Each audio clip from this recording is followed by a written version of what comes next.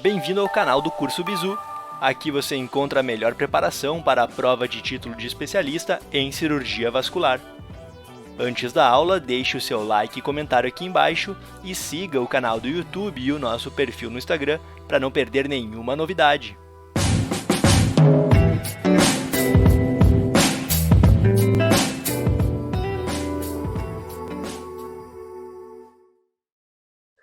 E lembrar sempre que redução de diâmetro é diferente de redução de área, mas o que importa mesmo é a redução da área, porque o vaso é tridimensional e o fluxo de sangue passa pela redução de área. Por que isso é importante? Porque dependendo de como você colocar teu probe lá, ó, você não pega a placa de forma adequada. Essa aqui tá fácil, porque é uma placa posterior bem irregular.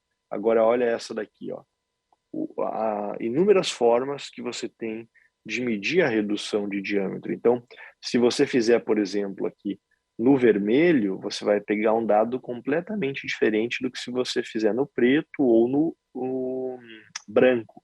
Então, se a placa é muito zoada, né, se a placa é feia, tem que fazer mais de uma vez lá para você conseguir pegar um dado mais adequado. Lembrando aqui, ó, que quando eu tenho uma redução de diâmetro próximo a 50%, eu já tenho uma redução de área próxima a 75%, né? E quando eu chego a 70% do diâmetro, que é o que a gente relata no laudo, olha quanto reduziu de área. Então, só passa sangue em 9% da área, né?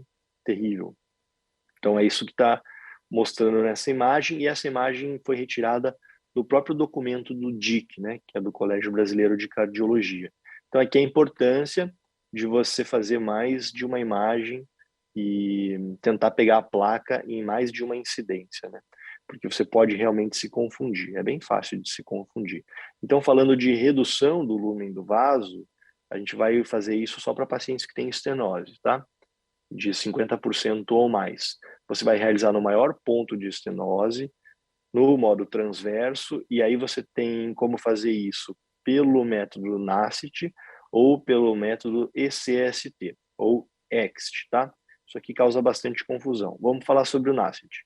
O NASCT é um estudo dos Estados Unidos, já está bem velhinho o estudo, mas ele comparava aqui a redução luminal com os episódios de AVC.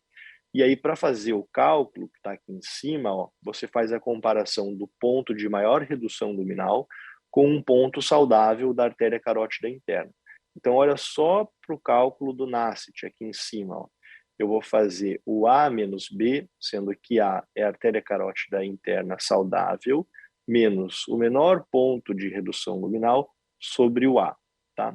O NASCT não é muito fácil de fazer no ultrassom, porque às vezes você não consegue pegar ele lá em cima, né, a carótida lá em cima. Então, por isso que a gente utiliza mais o EXT para fazer no ultrassom. Qual que é a diferença? Você vai fazer a comparação do ponto de maior redução luminal com o diâmetro do vaso no mesmo ponto. Então, observa aqui o cálculo do ECST. Ó. Você vai medir o C, que deveria ser o diâmetro previsto do vaso, menos a redução luminal, só o que sobrou de lúmen, sobre C.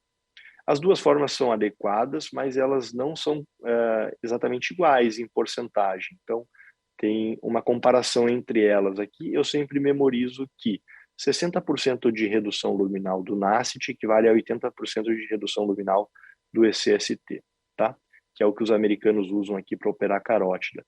Então, para fazer ECST é muito mais fácil, porque você pega direto aqui, ó, né? Você pega direto aqui, você não precisa ir lá em cima. Essa imagem eu fiz por uma arteriografia diagnóstica, aí na arteriografia fica bem fácil, né?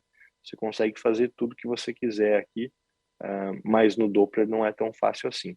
Observa que aqui eu peguei uma redução de diâmetro de 58%, que equivale a uma redução de área de 82%, né? Então, aqui, estenose também. Mais uma vez aqui, a comparação entre NASCT e ECST não é tão frequente eles pedirem na prova de Doppler para fazer isso, né? É mais comum na prova de vascular. Então, um exame real aqui, ó, que a gente fez redução luminal.